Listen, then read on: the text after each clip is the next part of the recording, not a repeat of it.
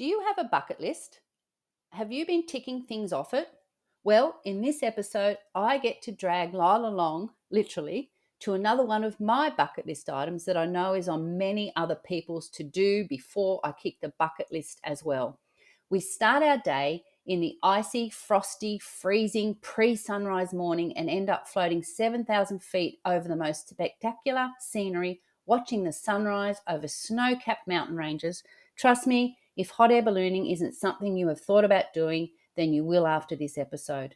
Next activity we share with you probably wouldn't be classed as a bucket list item, but should definitely be on your to-do list if you are in Queenstown. And I believe that the end of product of this afternoon class that I once again drag Lyle along to is definitely a world first.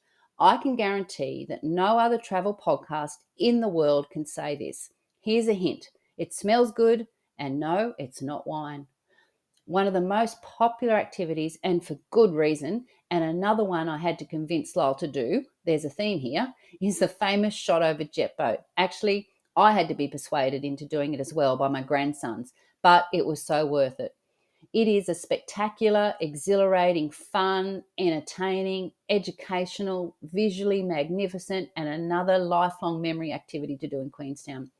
Stay listening to the end to hear about the other activity that I absolutely refuse to do, Lyle too. No grandchild could persuade me to do this, but if you are braver than me, then you'll want to hear all the details of this death-defying activity that was invented in New Zealand. But you can, like we did, sit and sip fabulous Central Otago wine and watch the brave people take the plunge. Hope you enjoy episode 80, all about some fabulous, fun, exhilarating, and downright crazy activities that you can do if you are visiting New Zealand. Don't forget, if you would like to see the fabulous pictures I took of all the activities we did, especially the hot air ballooning, then go to the podcast description on the player you are now listening on and click the link to episode 80. Hey, hospitality enthusiasts, are you part of the vibrant worlds of travel, wineries, restaurants, tourism, or distilleries? Imagine showcasing your unique business on our podcast, this podcast you're listening to now. Picture an episode dedicated to your story, business, and the magic of your region. We're all about sharing extraordinary tales with our listeners, whether you're crafting exceptional spirits, curating culinary delights, guiding travellers, running a tourism venture, or creating fine wines, or anything in between. We want to hear from you. Let's explore what makes your spot and story stand out. If you're excited to share the magic of your business, get in touch. Click the link in the podcast description, or you can email me, Leanne, Leanne, at beachtravelwine.com. Let's spotlight what makes your business exceptional, so we can't wait to hear your incredible story. Good morning, Lyle. Good morning, Leonita. This is going to be so much fun, yeah? Yeah, well, you've already told me that this is not going to be the Lyle show, and I think there's I don't know what you mean by that. Okay, the last couple of shows have been a little bit in depth in the wine, but yes, listeners, Leanne's told me straight out this morning this is not your show. This is mine. Show. So, well, okay. Let me explain. Last episode we went touring all around the wine region, and you did get to nerd out a bit on the shish soils and the which soils? The terroir, and all that stuff, which is great. You know, we've had lots of great feedback. People have we? Yeah. Yeah, the kids loved it. Yeah. But today, as I said in the intro, we're going to be sharing some amazing activities that you can do in Queenstown, right? Yeah. But firstly, I wanted to thank you, honey, for being such a good sport and coming along on another one of my bucket list items, right? So far, Lyle has travelled to Spain with me. So let's go tick, tick, tick, and maybe another tick coming off. That's off the bucket list, right? You came to the Chelsea Flower Show and enjoyed medicinal rosé and the most expensive champagne we've ever had. Yeah.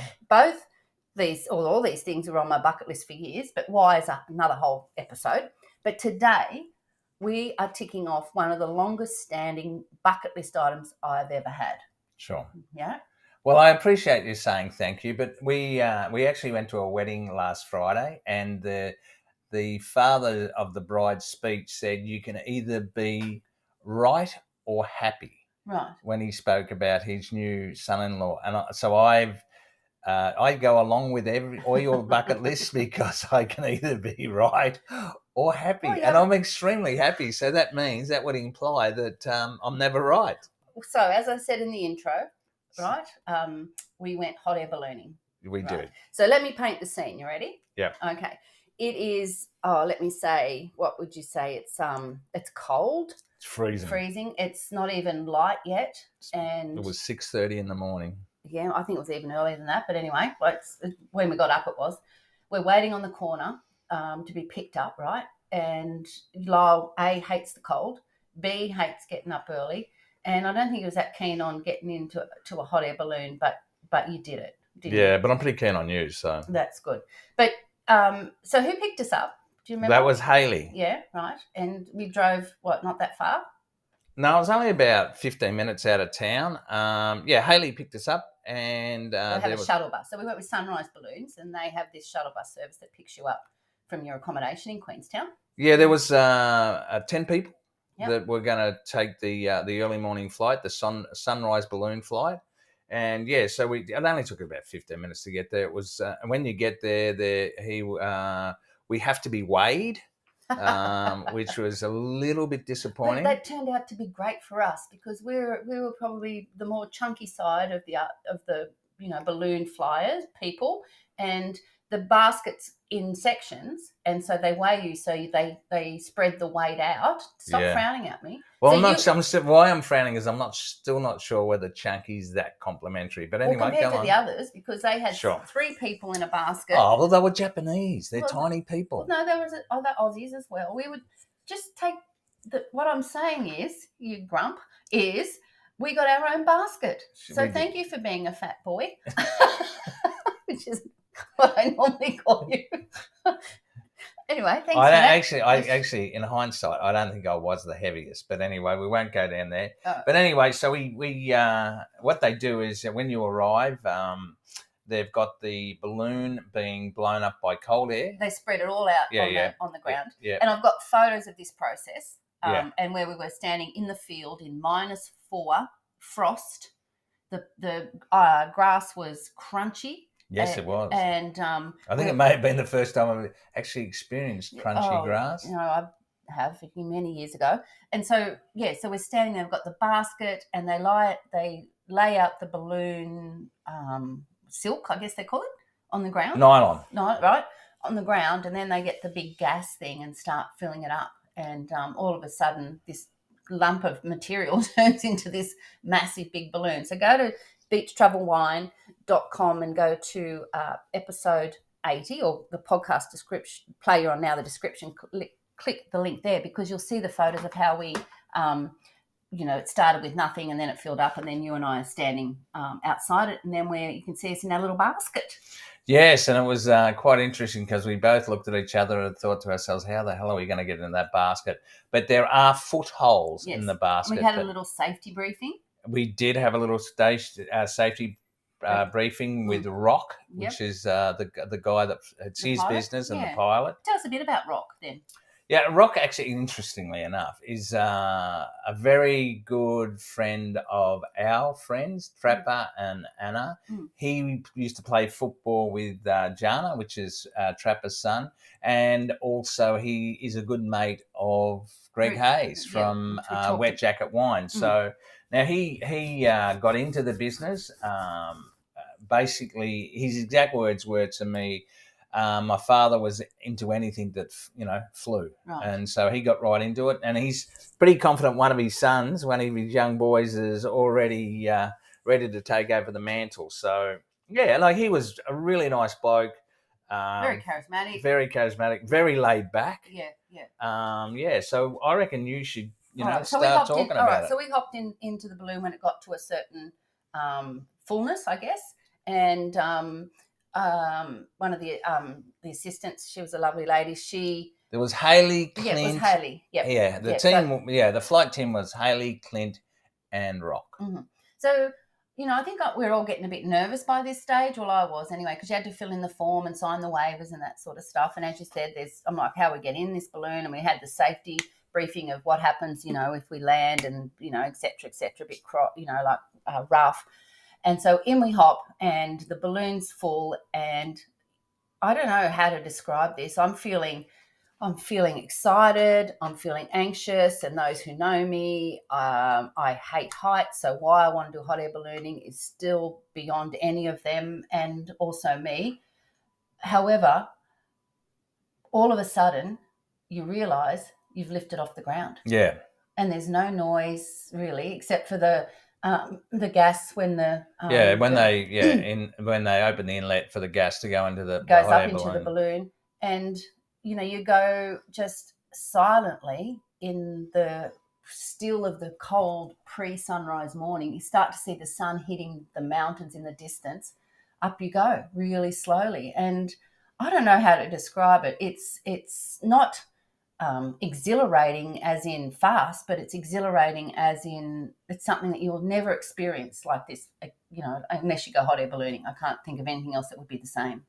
Well, I suppose in some respects it's the closest to you being able to actually fly. Yeah, okay. Be in the air without because there's no noise of an engine or any of that sort of stuff. No. And it is cold, but yeah, it's freezing. We've got our beanies on. But in saying that, when they do open the inlet to put the gas in, because that's pretty hot, obviously, it is around your face and your head. It is still pretty warm. So yeah, we got some great photos. So we go up. What does it go up to? 7,000 feet.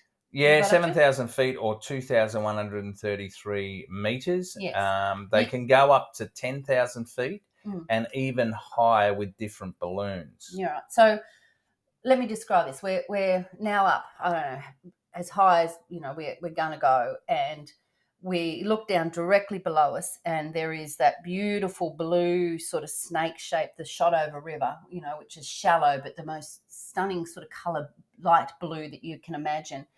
On one side of the balloon, you've got the Coronet ski resort. Now, I remember when we went up skiing, we would see this hot air balloon because it's like the colours of the rainbow, isn't it? Yeah. And so you can see the road going up Coronet Peak, and so it's covered in snow. And, if you see snow in the sun, it glistens, doesn't it? Yeah. So it's just getting the sun on it on the mountain.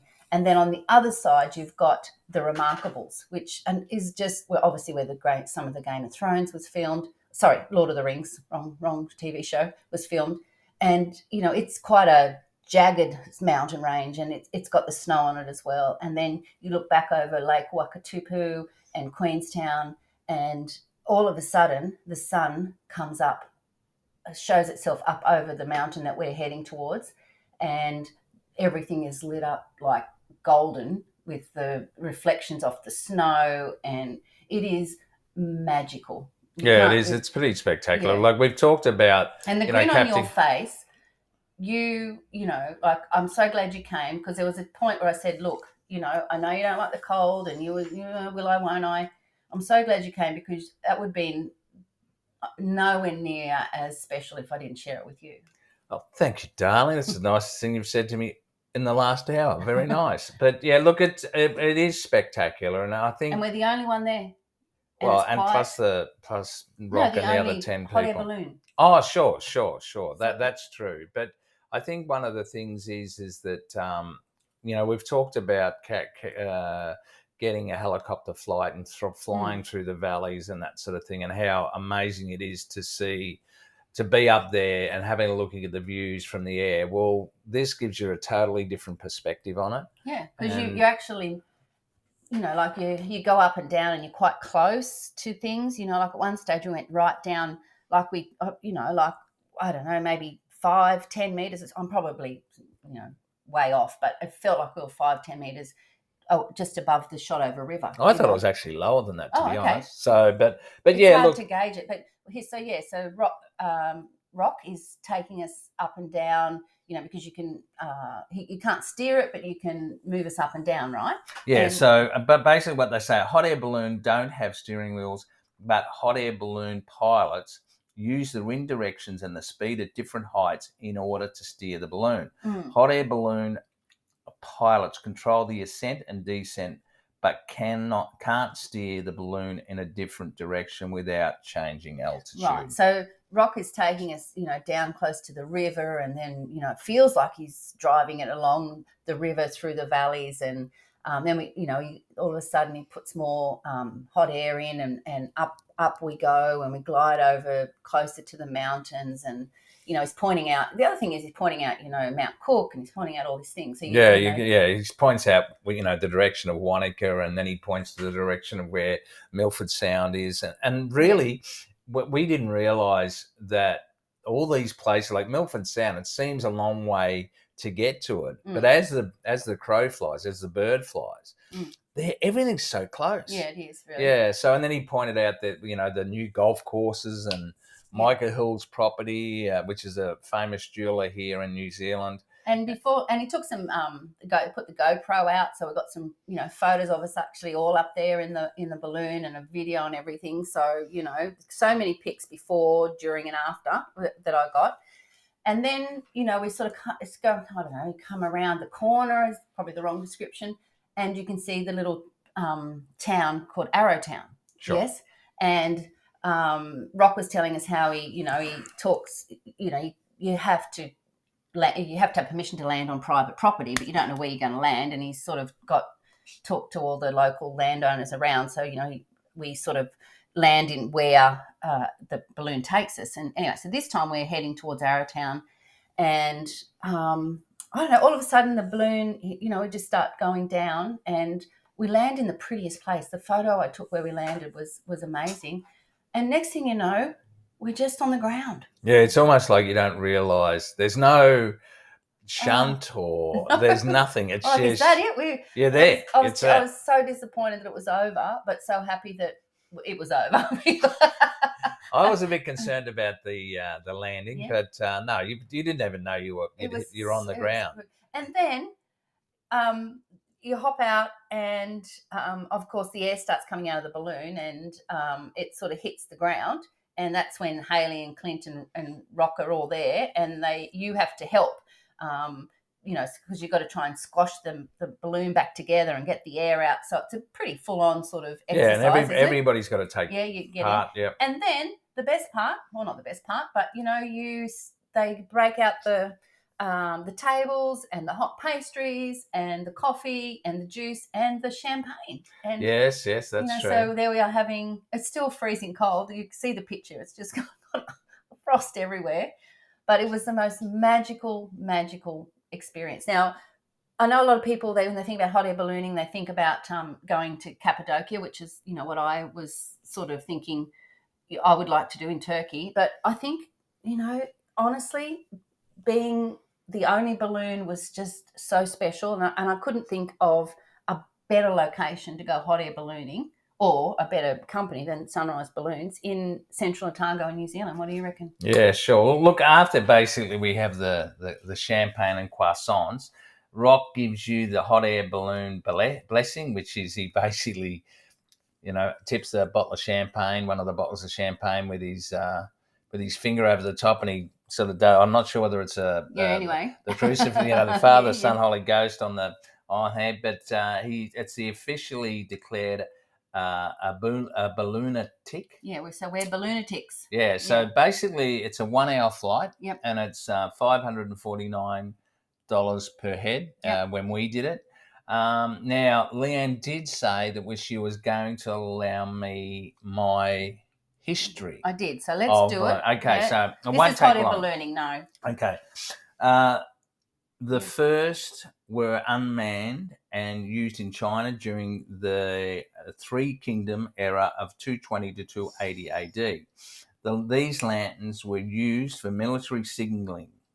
Today, we recognise them as traditional Chinese lanterns, but they were technically the first hot air balloons. The hot air balloon was invented in 1783 by Joseph and Stephen Montgolfier, the French guys. They built a hot air balloon out of paper, which scares the bejesus out of me, which Pilate de Rossier flew over Paris. Modern-day hot air ballooning using a controlled propane burner and nylon fabric was invented in 1961 by Ed Yost at Raven Industries. Now, originally, this is the funny part of the story. King Louis XVI had originally decreed that condemned criminals would be the first pilots. But de Rossière, which is the guy we talked about just a minute ago, along with Marquis Francois Delanges, petitioned successfully for the honour. So, yeah, the old king, he thought, well, someone's going to die, it may as well be a condemned criminal. Yeah. Now, the other point that I wanted to make that I know Leanne can't wait for me to make is on November the 26th, 2005, Vijyan Pat Singhanaya, and I apologise because it was obviously an Indian guy, set the world record for highest hot air balloon flight, reaching 21,290 metres or 69,850 feet. Fascinating. No. I don't think you were that fascinated, Lan. Well, I was the first 10 times you told me. So, yeah, I imagine it's great information, Lyle. So please go and have a look at go to the podcast player you're on, go to the description, click on the link to episode 80, and you will see all the photos of the setting up, the flight, lots of the flight, the scenery, oh my gosh, and then where we landed. And trust me, you'll be blown away. We have a quick request for you. This is episode 80, Lyle. Can you believe that? It feels like a milestone 80. I don't know why, but it does. Anyway, sure. We love producing these travel podcasts, and we love it even more when people reach out and tell us how much they enjoy the show. So like this guy, Chris from the US, sent us this review. He said, I'm so glad to have found this podcast, ! Can't forget that. I love to travel, and this is such a great guide to have to explore the world. Thanks for this. Another ! That's nice. Very good. If you have time, we'd really appreciate it if you would give us a rating on the podcast player you're listening on now. Also, we'd be blown away, wouldn't we, darling, if you're listening on Spotify or directly on our website, you can actually take a few minutes and you can leave us a review or actually a comment, which would be really nice. We'd love it, wouldn't we? We would, yeah. Make it all worthwhile. Right. So we're going to talk about a world first now. a literal world first. I can guarantee you that no other travel podcast in the world can say this about their show, all right? And there is a reason for that. Stop it. So first, a bit of a backstory. We're in Queenstown, and one of my daughters-in-law, Talia, has gone off to have some time because she had a little baby and couldn't join in some of the skiing and snow activities that we did. And so she's gone to this perfume class, Miller Road, right? Yep. And she absolutely loved it. And she convinced me, who then convinced you, for the podcast to come along. Now, I probably should have thought better because, you want to tell. Well, there's a difference between being convinced and being conned. Oh. I know they both start with C. But once again, I'm taking one for the team. Oh, well, you can either be right or happy. So. Yeah, I went, but there's the really ridiculous part of this. I have very little sense of smell at the best of times. We're talking about going to Miller Road, which is where you have a perfume class and you have to smell all these smells, put them all together and make your own bottle of perfume. Correct. Right. The unfortunate thing is, not only do I not have a real good sense of smell, but this particular day I had a runny nose. Yes. So it was a total waste of time. Now it goes for about 2.5 hours and it's $149, and in hindsight I could have spent the money on some beautiful wet jacket Otago. Well, that's really mean. Central Otago because wine. I think it's a great experience, and you know what? I wish I'd left you at home because you really didn't add to my experience. No offense. However, you know what? That's not the first time you've told me that. I know. You didn't even have to wait to the podcast. However, you told me as we walked out the shop, what a waste of time you are. Yeah. So, but anyway, the thing is, you ended up with your own perfume called Central Otago, right? So, and it smells really good. Well, Otago, I call it Otago. It's called Central Otago. No, yeah. Otago. No, I bet you. Well, we'll put money on that later. But yeah, you'll have 60 perfumery materials to choose from, including rosé, jasmine, cotton candy, probably just rose, ambergris, green tea, vanilla, sandalwood, oud, I don't even know what that is, and tobacco. They talk about how to make a balanced fragrance, and you will learn how to construct your composition using their easy-to-follow system. So you walk into the shop, right, and it's set up with the tables up the middle. It smells divine. It looks so pretty. There's pink fluffy chairs, beautiful the shop flowers. fit out. The shop fit out is outstanding, and they sell other products, like scented candles and lots of different stuff. And the tables are down the middle, and you've got your own chair, and then you've got your own workstation, right? Yep. And it has 60. Is it? Yeah, 60 bottles. Right. And you have an instructor, and we had a lovely lady and there was us two and a mother and daughter that were doing the perfume class. And it was probably one of those only days that it was a bit rainy. And so it was a perfect day I think it was a Sunday afternoon to be indoors. I was loving it. And it was really professional and well done, and I learned a lot about, how perfumes made. I had no idea. And it tells lots of stories about that famous perfume, Chanel No. 5, how it was made. And that was quite interesting as well. But what I found a bit interesting, honey, was that you do some blind smell, like not blind tastings, but blind smells, because they don't want you to be skewed by the names. So say it's, like rose, and it's rose, you think, oh, I like rose. But so what they did is some of the fragrances that people normally think they like, you weren't allowed to look at what they were until you smelt them. And you sort of picked, there's top notes and middle notes and base notes. Yeah, there's 3 levels, yeah. And you need different amounts of those. So you pick them and you score them on a card, and then you reveal what you've got, and then they mix it all together. Yeah, so, and some levels, there might be 3 drops and required, and then there's the next level might be 5 drops. Yeah. And each time you get to a stage, you take it outside, so you're not sort of influenced by the smells around you, and you put a little bit of perfume on a special piece of card, and you smell it, and like, yes, I think that's nice, or I need it a bit sweeter, or I need it a bit this or a bit that. Yeah, see, guys, I definitely took one for the team. But what I tell you what, the smell that totally surprised me, it was one of my favourites, was mushroom. Oh, that doesn't surprise me at all. You love mushrooms. I do love mushrooms. Well, if there had been beetroot, you would have liked that too. I would have liked that, and asparagus. Yeah, see? Yeah. Well, anyway, Oysters. We won't go there. Yeah, anyway. Yeah, but yes, you did like the mushroom. I did. So and then at the end, you end up with a bottle of your own parfum, right? And parfum? Is that what it's called? Perfume. It wasn't called perfume, or the parfum. They call it the French name. With the Fair program, enough. Right? Fair enough. And that, ladies and gentlemen, is where the world first for a travel podcast comes in, because my eau de parfum, after 2.5 hours of smelling and, adding and potion mixing, is called beach travel wine. That's right. That is true. But what's surprising?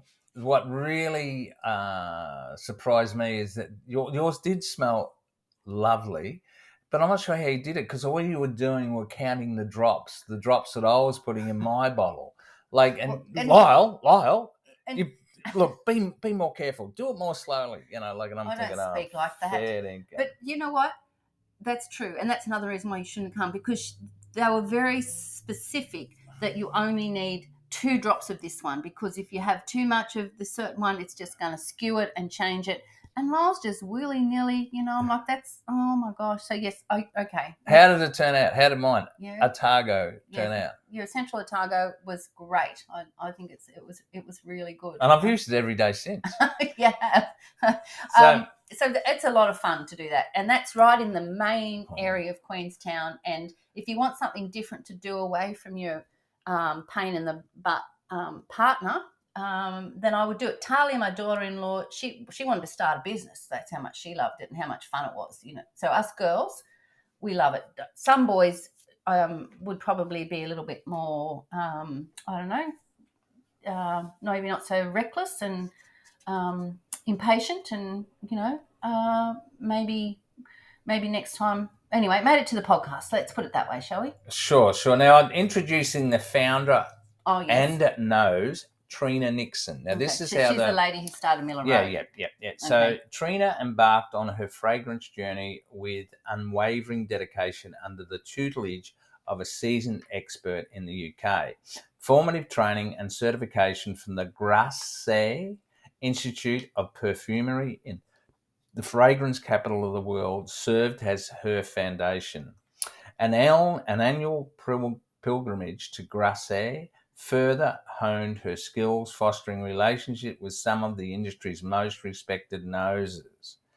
A pivotal moment arrived after a masterclass with fragrance expert and author Michael Edwards, which sparked the birth of Miller Road brand in 2013. And there's two shops. There's one in Davenport, and I think out of Auckland or in Auckland, and this one down at Queenstown. Okay, so it's not just somebody doesn't know what they're doing. The lady knows all about it. Yeah. So for Talia to, open up as a business, you'd have to be it. You'd have to do all the I think technical. I was more meaning that she loved it so much as the experience that that's not a serious thing. Oh, okay. Sorry. It's because it was so. Us girls love these pretty, smelly things, and so go to the. Lyle's just ruined it, hasn't he? So go to the. Why have I ruined it? I went. I know, but girls, sorry guys, if you not just all guys, but just go to the podcast display you're on, the description, episode 80, and you'll see the beautiful shop fit out, my beautiful bottle of world first travel podcast perfume, and the perfume, all that stuff, because it was a really different experience, and I would recommend that you certainly do it. Look, to be honest, for a couple of girls, to go, I think it would be a fabulous experience. For gentlemen, I'm just not sure that you wouldn't be better off just going to the bar next door and waiting for the girls and have a couple of glasses of Pinot Noir. Or stay home and do some housework or something useful. Oh, don't be ridiculous. We have floated over the Shotover River, around the mountains in a hot air balloon. We've made the most amazing world first perfume for a travel podcast. And now we are going to do another. This one's got a bit more upbeat than your perfume, is the Shotover jet boat. Yeah, this is probably more my go. Now, I did mention this in an early episode, that I was persuaded by my eldest son, Jake, and two of my grandsons, Sam and Charlie, but mostly by my daughter-in-law, Phoebe, who, after a fair bit of persuasion by the boys, she said, this was the line that got me to do this, she said, if you come with us to do the Shotover jet, you will be the coolest nana ever. Now, I couldn't refuse that, could I? Yeah, but really, Phoebe's not stupid. I mean, really, she knew that you just melt. I know, that's what I mean. Yeah, exactly. Sure. That's all she needed to say. So the Shotover jet, tell us a bit about that, because it is, oh my gosh, it is incredible. But yes, it's just out of Queenstown. Yeah. Yeah, look, it's amazing. Now this is straight off their brochure. Yes. So listen to this, people, because this is exactly what it's like.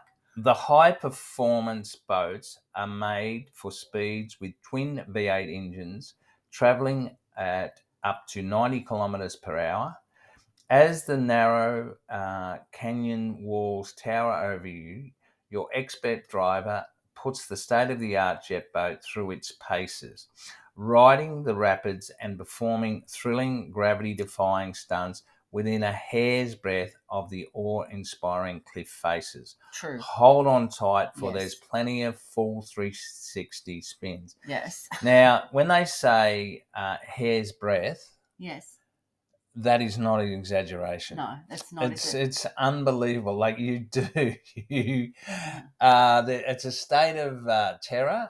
For the ride goes for 25 minutes. I loved every bit of it. I truly did. For such a scaredy cat, I loved it. But when we first got there, the night before it had snowed, and the ground down to the Shotover River was sparkly white snow, and the mountain across the road was sort of golden glowing in the sun with a sprinkle of snow on it.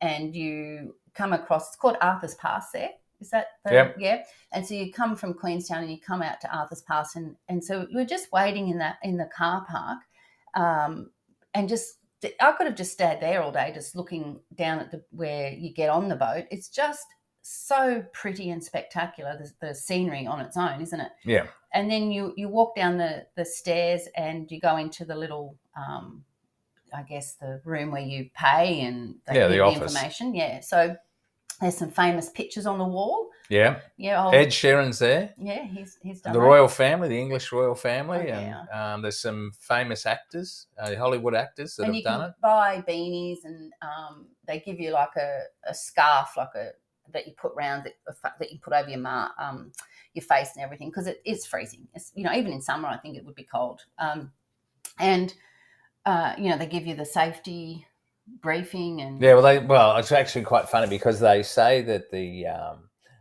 rail inside the boat is heated.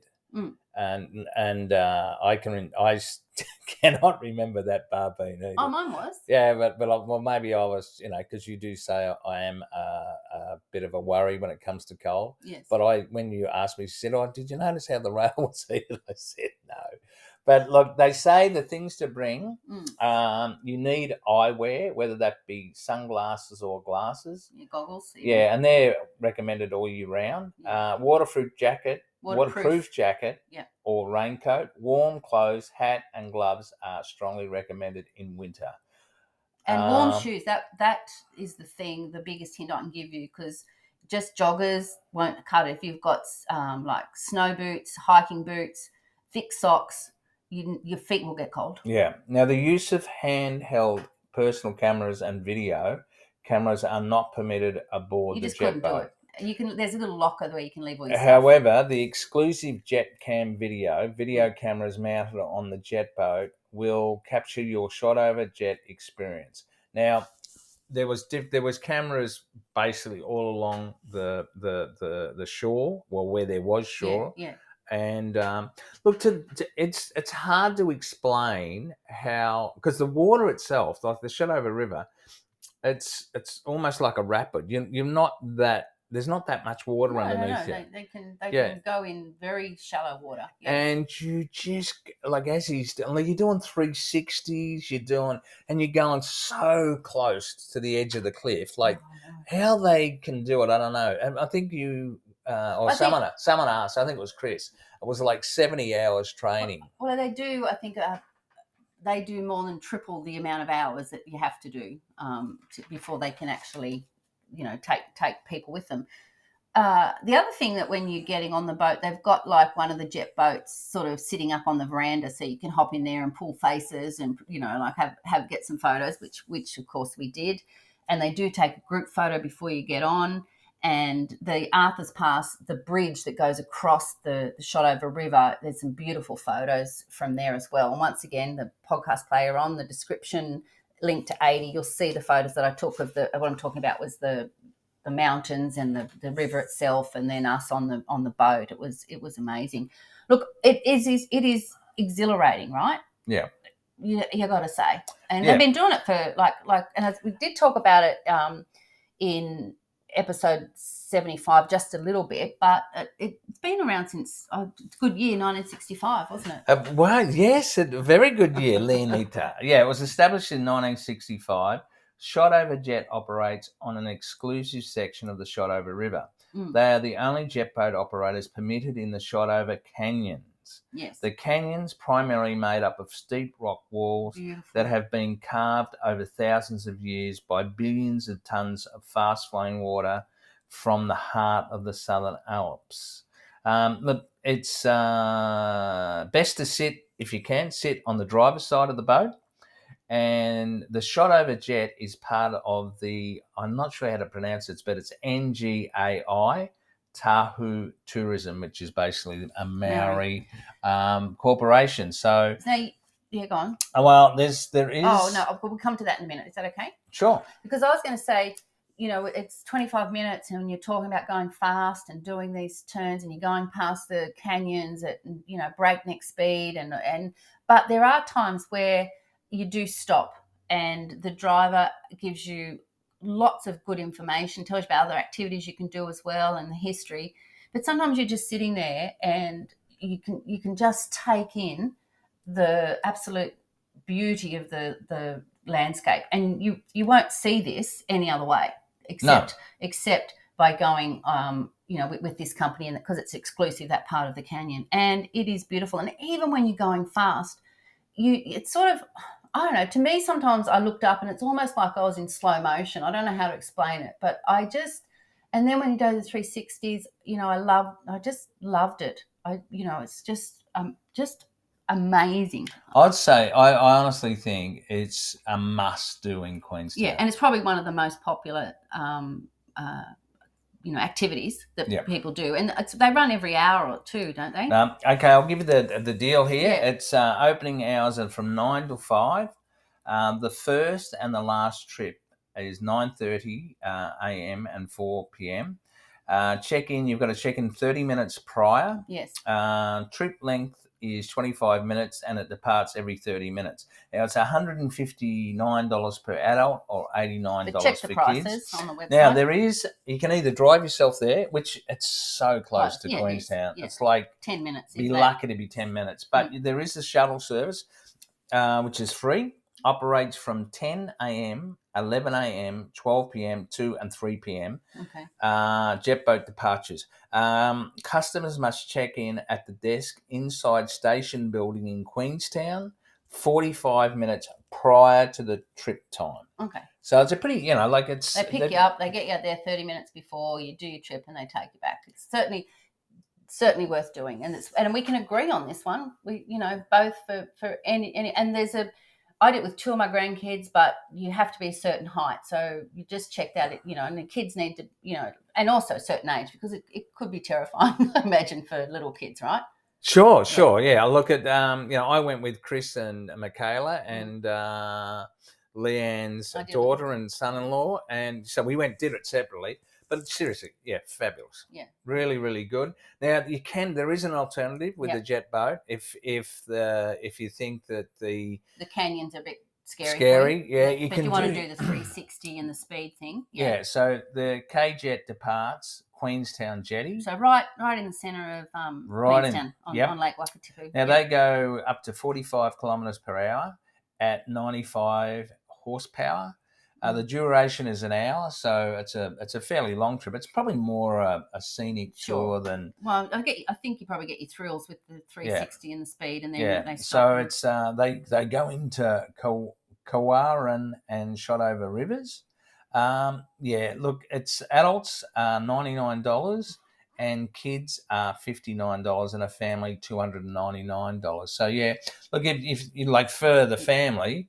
Especially if you've got younger kids or dad's a bit scared or mum's a bit scared, I'd highly recommend that too, because they do the 360s. But look, the actual in the canyons, man, it was good. It was great. So I would say it was exhilarating. It was fun. It was entertaining. It was educational. It was visually magnificent.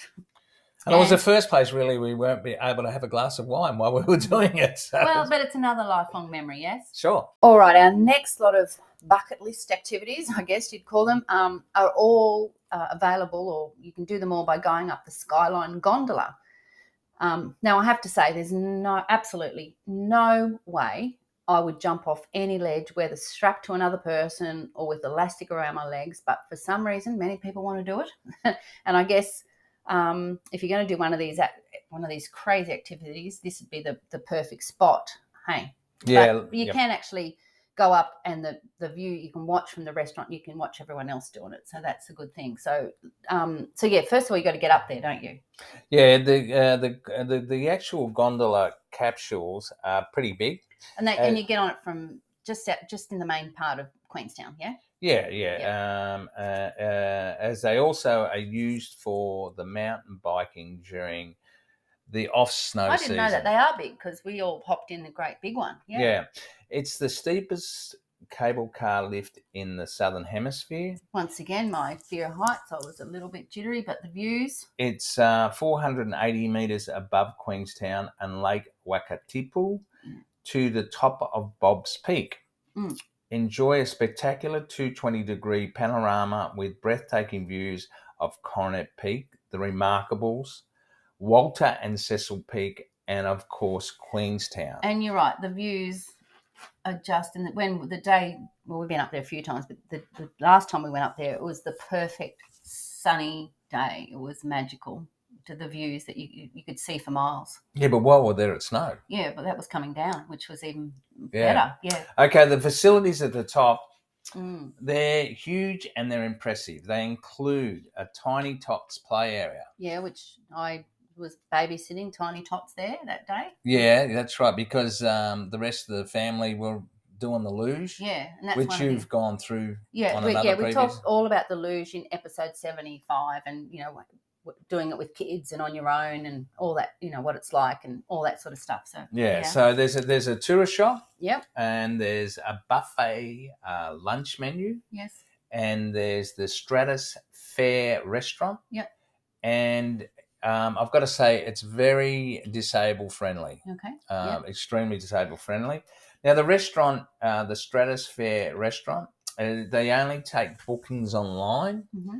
And so obviously you've got to get up there. So you've got the gondola and lunch, which is $109. You've got the gondola and premium lunch, which basically you get a drink and guaranteed window. Guaranteed window seat. Now, we actually didn't do this, but I guarantee you, after going through all the information, next time we're in Queenstown, it will be we'll be doing it automatically. Because the actual restaurant, you're out over the top. You're not sitting on the mountain. You're actually on a platform. Yeah. So, and it's floor to ceiling windows. We have had a few drinks there. Sure, but anyway, so you can do it at dinner. That's what you're talking about. Yeah, dinner. That's what I'm talking about. Mm. So you've got the gondola and dinner, which is $129 per adult. Or you've got the gondola premium dinner, which again is $159, which guarantees you a window seat and also a free drink. Now, normally, whether I'm sitting at the window or not, it doesn't change the taste of the food. However, I think it'd be absolutely magnificent to be sitting on a window seat overlooking the lights of Queenstown. Would just be spectacular. When you're down in Queenstown, looking up the lights of the gondola and the restaurant's spectacular enough. So imagine sitting there, That's true. watching it down. Now, they're continually upgrading, or that at the facilities up the top. So we're just talking about the restaurant and the main sort of area where you can sit and eat and watch. But there are other crazy activities which I mentioned before, so there's a luge that you can do, which I luckily got out of that. I volunteered. I was a babysitting volunteer. But tell us about some of the other activities that people do from up there. Jake did one of them. But there's, as I said, during the off the snow season, you've got Queenstown Bike Park, New Zealand's first ever gondola assisted bike park, with over 30 world-class downhill mountain trail bike trails, over 30 kilometres of riding and 450 metres of vertical descent. So you hop in the gondola at the bottom, you put your bike in, you go up the top, you ride down, and you can hop back on. So you're paying for the pass, yeah? Sure. Yeah.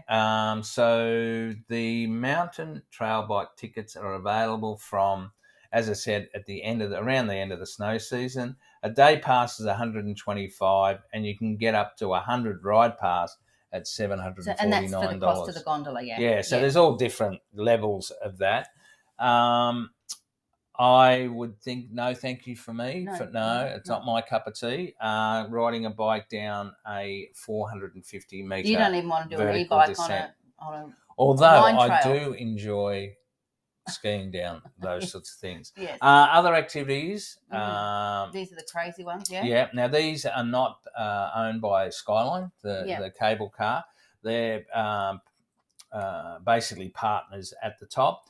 There's helipad access for scenic flights. Oh, I'd do that, yeah.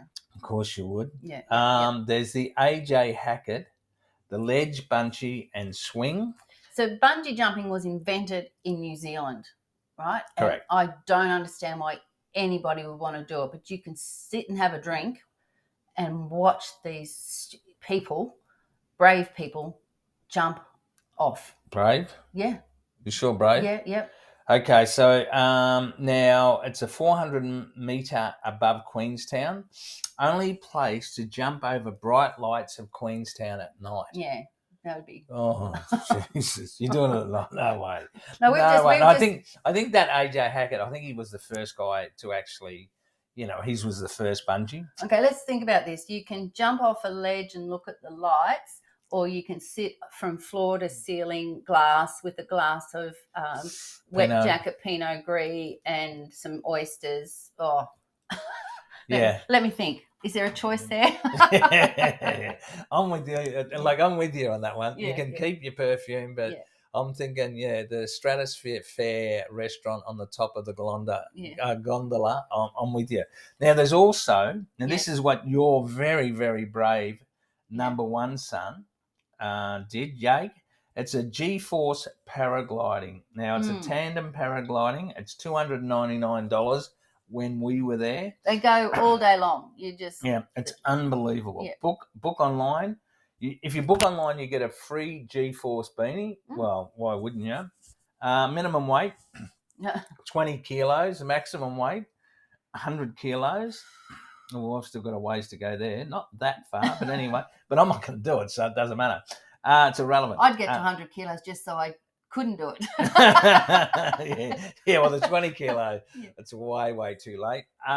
Your gondola pass is not included. So, you got to pay to go up. You got to pay to go up, yep. So Jake was telling me when you do it, you can choose to do it nice and slow and just gentle, and it takes longer, right? Yeah, and that's you get right. to see better. Or you can choose to do some more spirals and have a bit more of a thrill ride, so it gets to the bottom a bit quicker, which I think most people tend to do. Yeah. Now, you one of the things they say you have to do is you check the website 30 minutes before and check for open status. So depending on the weather, obviously. The more moves, the quicker the ride. That's what you were saying. Yeah, exactly. Like Jake said, it was fabulous. He did say it was fabulous. Well, he got a great photo, which again is on the website, the show notes that go with this. So on the podcast player on, go to the description, click on the link to episode 80, and you'll see all the photos from the gondola that we went up, from the actual restaurant, the Stratosphere restaurant. I've got lots of pictures of that as well. I've got some of the luge and also some people jumping off the bungee as they're jumping off. Got some of that, and then Jake doing the paraglide. No, it was paraglide. Yeah, that's what it's called. Yes. And there is another which we didn't know, but you were telling me. Zip lining. They do zip lining. Yeah, that's right, because your kids did it. Yeah, the zip lining. The last time we were here, there. Yeah. So there's lots, and as I said, they're doing a huge upgrade, and they're continually upgrading. So it's sort of your one-stop shop for everything. Adrenaline. Yeah, everything that you want to do, except you can't ski from there yet, so they don't have snow. No. But they've also got guided walks up there as well. So a lot of people do walks up, especially through summer as well. You can actually walk up there from Queenstown. Yeah, I actually saw that, and it's a particular trail which. Unfortunately, we didn't find it. I did see it, and I meant to write it down, but thanks for mentioning it because I didn't do that. But I think the best part of going up the gondola is the views. Just magical again. And it's just amazing. And watching everyone else do all the crazy stuff. Watching the kids on the luge, and you can watch Jake do the paragliding, watch people bungee jump, and you can just sit there and have the glass of wine. It's just perfect. Yeah, I'm definitely a spectator. Yeah. And as you said, when we went down the gondola, because it's the only way we chose to go down, it did start to snow. And as I said in one of the earlier episodes, one of my little grandsons said it was like being in a real life snow globe. It was really good call. Yeah, it was really, really good. So, all right, Lyle, the time has come. I'm getting him first. Actually, no, I reckon you go different. But our favourite place to have, he's shaking his head like, what are you talking about? Your favourite place to have a glass of wine. Now, I'm going first because you cannot steal this from me, because this was my bucket list and I loved it so much. And I have to say it's probably one of my favourite places ever in the whole world, because I just loved it so much, to have a glass of champagne was when we landed after our hot air balloon ride in near Arrowtown. Yeah. Yes. Now, I do have some information regarding. I'm trying to wrap up here, but No, anyway, no. You can't do that. You can't do that. Can you just tell me your favourite place to have a glass of wine? Oh well, if you're going to take that, I would definitely take the Stratosphere. Yeah. The views up there were just magnificent. So now, according to the Aviation Accident Database put out by the FAA, hot air ballooning is the safest form of all air travel and are rarely involved in aviation crashes. In fact, when hot air balloons are compared to other forms of transportation, hot air ballooning is even safer. Well, it's nothing like finishing on a positive note. So yeah, I forgot to do that earlier. That's all right. But when you were talking about, it was good. No, look, I'm going for the Stratosphere. Yeah. The views from that place, and look, honestly, the way they've done it, the whole fit out of the restaurant and everything, it's absolutely first class. It is fabulous. So we hope we've given you some great ideas of activities to try, maybe some bucket list items that you can tick off your list, because Queenstown's a perfect spot for just about everything, I'd have to say. Yeah, it's a perfect holiday destination. Yeah, it is. So once again, though, go to the podcast player on and go to the description, episode 80, or go direct to our website at beachtravelwine.com, episode 80, all the information, the links to these tours that we did. There's pictures of everything that we did. There's a map showing, where all the places as well. So go check that out. And thank you for listening to episode 80, and we'll see you next time. So it's goodbye from me. And it's goodbye from her.